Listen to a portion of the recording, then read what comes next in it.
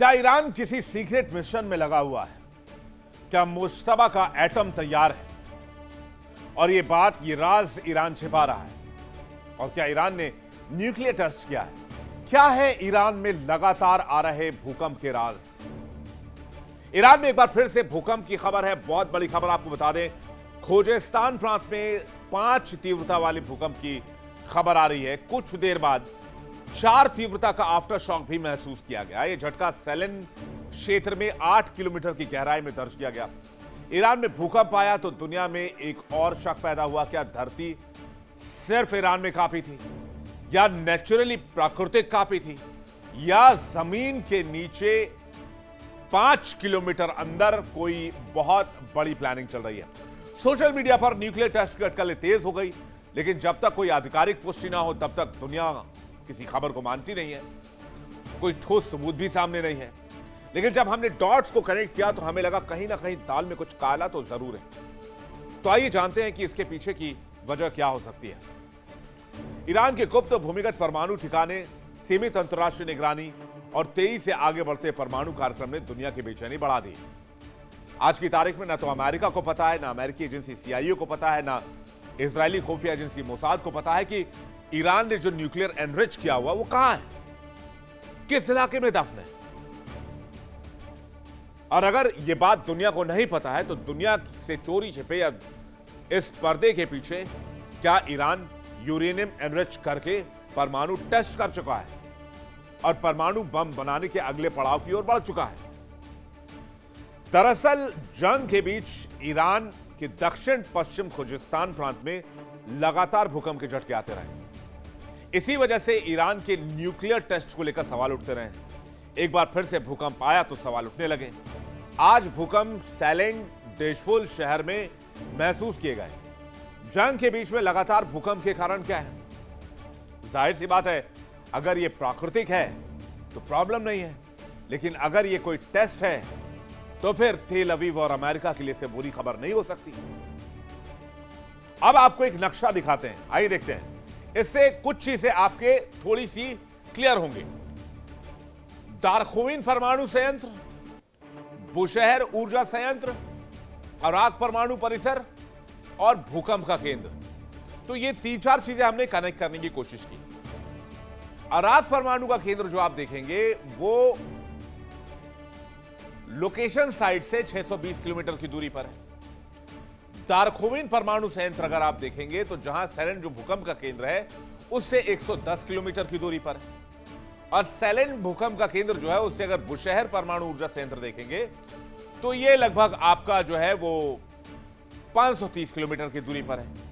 लेकिन अगर आप दारखुइन परमाणु संयंत्र देखेंगे जो सबसे नियरेस्ट साइट है, वहां से महज 110 किलोमीटर की दूरी तय करके सेलेन पहुंचा जा सकता है। और सेलेन चूंकि थोड़ा सा आउटस्कर्ट है, बहुत ज्यादा खबरों में नहीं रहता है, अमेरिका की बमबारी भी उस जगह पर नहीं हो रही है। जबकि आपने सुना होगा कि अराक और बुशहर में अमेरिका ने लगातार धमाके किए हैं, यहां तक कि दारखुइन के आसपास भी निशाना बनाने की कोशिश की गई। तो बहुत पॉसिबिलिटीज ये हैं कि दारखुइन में से परमाणु टेक्नोलॉजी लेकर सेलेन में टेस्ट किया गया। और जब सेलेन में न्यूक्लियर टेस्ट हुआ तो रिक्टर स्केल पर 5 तीव्रता वाला भूकंप दर्ज किया गया। तो क्या दुनिया से ईरान न्यूक्लियर टेस्टिंग की बात छिपा रहा है? कुछ और बातें समझते हैं। भूकंप का केंद्र खोजिस्तान प्रांत का सेलेन रहा, जैसे कि अभी आपने नक्शे पे देखा। यहां मैदानी भूमि के साथ कम ऊंचाई वाली पहाड़ियां भी हैं। सेलेन के पास ईरान का 3 न्यूक्लियर प्लांट है, जैसा कि अभी हमने आपको नक्शे में दिखाया। बुशहर परमाणु ऊर्जा संयंत्र भी परमाणु डेवलप कर रहा है। अराक में परमाणु तकनीक और अनुसंधान सुविधाएं मौजूद हैं। IAEA के मुताबिक 60% संवर्धित यूरेनियम किसी एक प्लांट में नहीं है। ईरान का एनरिच यूरेनियम कई ठिकानों पर मौजूद हो सकता है। IRGC के कुछ अधिकारियों को छोड़कर किसी को यह जानकारी नहीं है कि यूरेनियम को कहां स्टोर किया गया है। बुशहर में इस्तेमाल होने वाला परमाणु ईंधन रूस से आता है।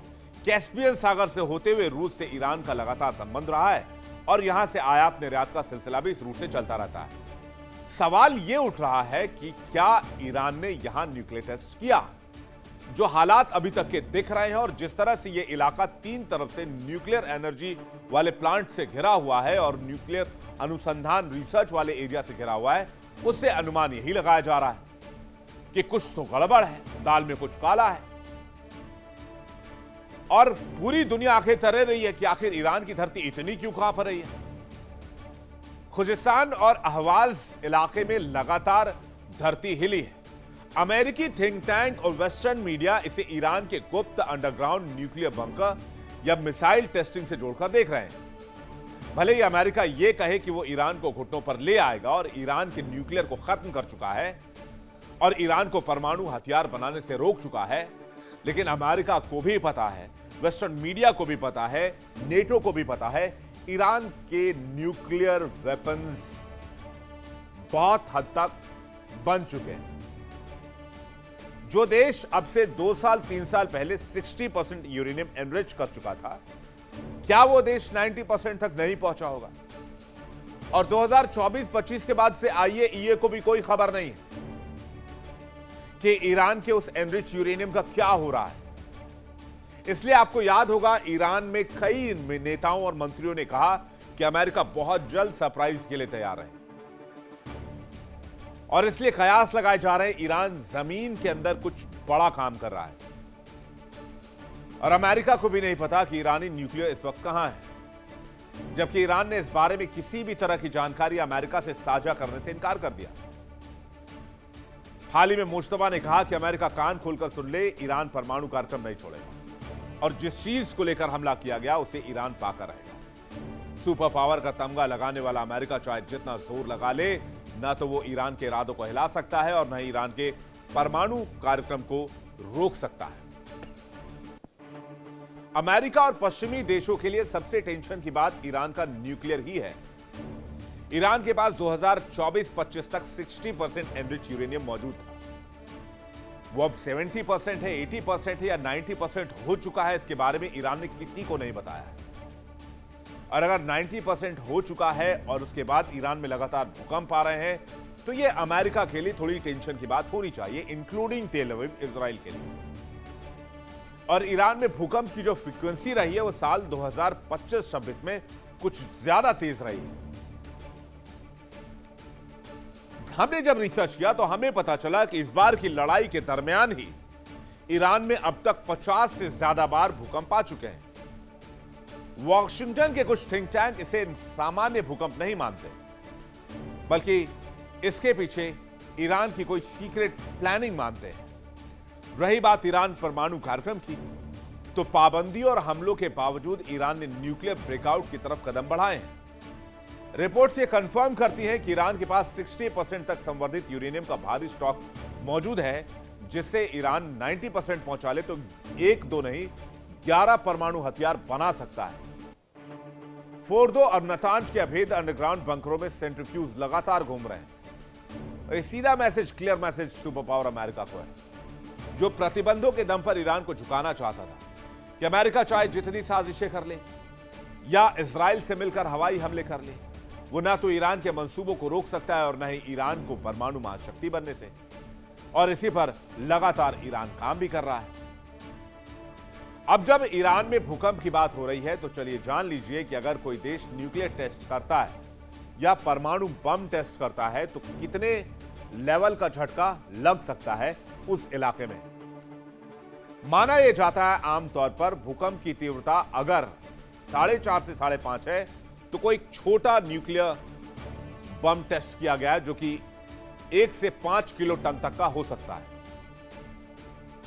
अगर कोई मीडियम रेंज का बम टेस्ट किया गया है 20 से 25 किलो टन का, तो 5.5 से 6.5 तीव्रता वाला भूकंप महसूस किया जा सकता है। और कोई मेगा परमाणु बम टेस्ट किया गया, जैसे 1 मेगा टन का टेस्ट किया गया, तो 6.5 से 7 मैग्नीट्यूड वाली भूकंप की स्थिति बन सकती है। लेकिन यहां जो भूकंप महसूस हुई ईरान के इस इलाके में, वो तकरीबन 5 की थी। और एक छोटा बम अगर टेस्ट करते हैं 1 से 5 किलो टन तक का, तो रिक्टर स्केल पर तीव्रता 4.5 से 5.5 मापी जाती है। तो क्या ईरान ने 1 से 5 किलो टन के किसी बॉम्ब को टेस्ट किया है? कहते हैं अमेरिका और पश्चिमी देशों की छाती पर मूंग दलना चाहता है ईरान, और इसके लिए उसे वर्षों से उसने तैयारी की है। आज जब भूकंप के झटके लगे तो पूरी दुनिया में हड़कंप मच गया। मिडिल ईस्ट में मचे भयंकर युद्ध के बीच वॉशिंगटन की पाबंदियों और इजरायल के लड़ाकू विमानों की धमकियों को ठेंगे पर रखकर ईरान न्यूक्लियर वेपन तो नहीं बना रहा है। पश्चिमी खुफिया एजेंसी और अमेरिका चाहे जितनी कोशिश कर लें, लेकिन एक बात सच है कि ईरान के पास 60% एनरिच यूरेनियम है, और अगर उसके सेंट्रीफ्यूज सुपर स्पीड में घूम रहे हैं तो ईरान ने उस 60% संवर्धित यूरेनियम को 80-90% तक हासिल कर लिया है। यानी कि ईरान और उसके एटम में चंद दिनों का फासला रह गया है। हालांकि अमेरिका समेत दुनिया का कोई भी मुल्क नहीं चाहता कि ईरान के पास उसका अपना एटम, इंक्लूडिंग चाइना, जो ईरान का बहुत अच्छा सो कॉल्ड फ्रेंड है।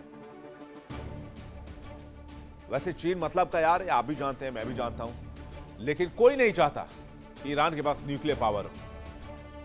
अब सवाल यह कि सुपर पावर का घमंड पाले अमेरिका और उसके नेटो देश इसके बाद क्या करेंगे? अमेरिका ने भी अति कर दी, ईरान को झुकाने के लिए प्रतिबंधों की हद पार कर दी, लेकिन इस जंग के इस बारूद के बीच ईरान ने साबित कर दिया कि इसकी न्यूक्लियर तकनीक को वेस्टर्न सैंक्शन से रोका नहीं जा सकता और अमेरिका की दादागिरी से दबाया नहीं जा सकता। यह नए दौर का ईरान है जो अब परमाणु महाशक्ति बनने के करीब जा रहा है। अब ईरान के कुछ न्यूक्लियर प्लांट की तस्वीर आप देख लीजिए, जहां पर परमाणु और न्यूक्लियर एनरिचमेंट का काम चल रहा है। यानी लाख दबाव के बावजूद भी ईरान ने यूरेनियम एनरिचमेंट जारी रखा है। लेकिन जानने की जरूरत यह है ईरान के पास अभी किस कैटेगरी का कितना यूरेनियम है। आइए इसको भी जल्दी से देखते हैं। ईरान के पास कहते हैं अभी 19,930 पाउंड यूरेनियम मौजूद है, जिसमें कि 9,000 किलो एनरिच्ड यूरेनियम का भंडार है। ईरान के पास 440 किलो यूरेनियम 60% तक एनरिच है। 184 किलो यूरेनियम 20% तक एनरिच है। 6,000 किलो यूरेनियम 5% तक एनरिच है। 2,391 किलोग्राम यूरेनियम 2% तक एनरिच है। यानी इस देश के पास यूरेनियम की कोई कमी नहीं है। और जहां तक बात तकनीक की रही, जहां तक बात टेक्नोलॉजी की रही, तो पीछे रशिया भी है, चाइना भी है और नॉर्थ कोरिया भी है। अमेरिका और पश्चिमी देशों को पूरी तरह ताक पर रखकर ईरान ने अपने परमाणु हथियारों को बनाने का कार्यक्रम कई सालों से जारी रखा, और जिन अंडरग्राउंड बंकरों को तबाह करने का ख्वाब अमेरिकी जनरल देख रहे थे, उन्हीं पहाड़ों के सैकड़ों फीट नीचे 60% से बढ़ाकर यूरेनियम संवर्धन वेपन ग्रेड तक पहुंचाया जा चुका है। अंतर्राष्ट्रीय परमाणु ऊर्जा एजेंसी IAEA के कैमरों और पश्चिमी सैटेलाइट को बेकार मानते हुए ईरान के वैज्ञानिकों ने मिसाइलों पर परमाणु वॉरहेड फिट करने की री एंट्री तकनीक का सीक्रेट ट्रायल भी माना जाता है कि पूरा कर लिया है। सुपर पावर होने का दम भरने वाला अमेरिका और उसके यूरोपीय साथी अब कागजी शेर बनते दिख रहे हैं, जबकि हकीकत यह है कि मिडिल ईस्ट में अमेरिकी एयरबेस और इजरायल के तमाम मिलिट्री ठिकानों को रोकने वाला ईरान जल्द ही परमाणु किंग भी इस इलाके में बन सकता है। और अगर ईरान ने परमाणु हथियार हासिल कर ली तो इस इलाके में, मिडिल ईस्ट में, ईरान सबका किंग होगा। और जो स्थिति फिलहाल बनी हुई उस भयंकर युद्ध के बीच अमेरिका ने हर चाल चलने की कोशिश की। अमेरिका ने ईरान पर ताबड़तोड़ हमले किए, साइबर अटैक किए, सैंक्शंस लगाए, युद्धपोत भेजे, लेकिन ईरान ने दिखा दिया कि जब इरादे चट्टानी हो और हौसले फौलादी हो तो सुपर पावर को भी उंगलियों पर नचाया जा सकता है। और आज की तारीख में जिस तरह से भूकंप के झटके महसूस किए गए हैं ईरान के अंदर, और जिस तरह लगातार भूकंप के झटके आए हैं, उससे एक बात साफ है कि ईरान कहीं ना कहीं एटम बम के करीब जा तो रहा है। यूरेनियम एनरिचमेंट प्रोसेस क्या है, यह भी समझ लीजिए। प्राकृतिक यूरेनियम में आइसोटोप U-235 की मात्रा बढ़ाना यूरेनियम एनरिचमेंट कहा जाता है। नेचुरली दो तरह के यूरेनियम आइसोटोप मिलते हैं। पहला आइसोटोप U-238 जो 99.30% एनरिच माना जाता है, और दूसरा है 235 जो 0.70 एनरिच माना जाता है। यूरेनियम को गैस के रूप में सेंट्रीफ्यूज में डाला जाता है और सेंट्रीफ्यूज को काफी तेजी से घुमाया जाता है। घूमते हुए सेंट्रीफ्यूज में U-38 बाहर और U-235 अंदर होता है, और U-235 का एनरिचमेंट लेवल 90% से ज्यादा ले जाना होता है, और अगर U-235 90% से ज्यादा एनरिच कर लिया गया तो ये वेपन ग्रेड का यूरेनियम बन जाता है। और इसलिए ईरान की बार बार हिलती धरती इसी न्यूक्लियर प्रोग्राम का एक हिस्सा बताई जा रही है। ये दोनों कड़ियां मिलकर एक ही कहानी बयां कर रही है कि ईरान कहीं ना कहीं परमाणु शक्ति बनने के मुहाने पर खड़ा है।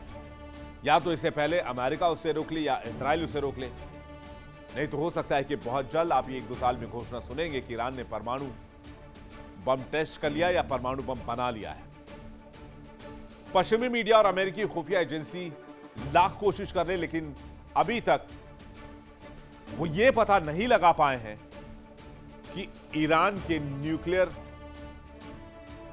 असेस्ट और ईरान का जो एनरिच यूरेनियम है वो अमेरिकी हमलों के बाद कहां है और किस स्थिति में है। और आज की तारीख में अगर अमेरिका या इजराइल की किसी भी सैन्य कार्रवाई या तख्तापलट की कोशिश होती है तो इसे ईरान हमेशा के लिए फुल स्टॉप कर देगा। ईरान के परमाणु संपन्न होने से सबसे भीषण खतरा इजराइल को होगा, जिसे ईरान अपना कट्टर दुश्मन मानता है। इसके साथ ही खाड़ी क्षेत्र में मौजूद अमेरिकी मिलिट्री बेस और सऊदी अरब जैसे देश भी सीधे निशाने पर आ जाएंगे। अमेरिका और उसके वेस्टर्न मित्रों को यह सोचना होगा कि जिन प्रतिबंधों के दम पर वो ईरान को अभी तक रोकने की कोशिश कर रहे थे, वही ईरान अब परमाणु शक्ति बनने के होड़ में शामिल है और बहुत जल्द वो परमाणु शक्ति के करीब होगा। अगर ईरान ने परमाणु हथियार बना लिया तो फिर क्या होगा, यह भी आप देख लीजिए। सबसे बड़ी प्रॉब्लम हो जाएगी अमेरिका के लिए। अमेरिका तो फेस सेविंग मुश्किल हो जाएगा। अमेरिका और यूरोपीय देश नए सैंक्शन लगा सकते हैं। मिडिल ईस्ट का शक्ति संतुलन बिगड़ सकता है। परमाणु हथियारों की नई होड़ शुरू हो सकती है। इजराइल की सुरक्षा चिंता बढ़ जाएगी। अमेरिकी और पश्चिमी देशों का दबाव बढ़ सकता है। ईरान पर नए आर्थिक प्रतिबंध लगाए जा सकते हैं। खाड़ी में क्षेत्रीय युद्ध का खतरा गहरा सकता है। तेल बाजार में भारी उथल पुथल हो सकती है। दुनिया की सुरक्षा व्यवस्था पर बड़ा असर हो सकता है। वॉशिंगटन से लेकर न्यूयॉर्क तक फैली पश्चिमी ताकतों की बेचैनी का सबसे बड़ा और सबसे खौफनाक सच ये है कि दुनिया सोच रही है कि जंग के इस महाबारूद के बीच ईरान के लिए परमाणु महाशक्ति बनना कैसे मुमकिन हो रहा है। तो ये कोई इत्तेफाक नहीं है, बल्कि अमेरिका और उसके मित्रों के खिलाफ खड़ा हुआ दुनिया का सबसे खतरनाक और अभेद्य न्यूक्लियर नेक्सस है। क्योंकि ईरान अकेला नहीं है। ईरान के पीछे परमाणु हथियारों का सबसे जखीरा रखने वाला, बड़ा जखीरा रखने वाला रशिया खड़ा है। हर पल तबाही की धमकी देने वाला उत्तर कोरिया और दुनिया की महाशक्ति में नंबर 2 का तमगा रखने वाला चीन, तीनों ही ईरान के पीछे हैं। और इन चारों के लिए अगर ईरान को जोड़ दिया जाए, इनका कोई दुश्मन नंबर 1 है तो वो है अमेरिका। जब दुश्मन का दुश्मन एक हो तो दोस्ती और खतरनाक हो जाती है। और इसलिए माना जा रहा है कि आज ईरान के पास वो ताकत है, या फिर ईरान उस ताकत को हासिल करने की होड़ में लगा है जिसके लिए वो लंबे समय से काम कर रहा है। देखिए इंडिया डेली 24/7 अब आपके स्मार्ट टीवी पर। इंडिया डेली मौजूद है सभी डिजिटल प्लेटफॉर्म पर लाइव और लगातार। इंडिया डेली 24/7 हर दिन राष्ट्र को समर्पित।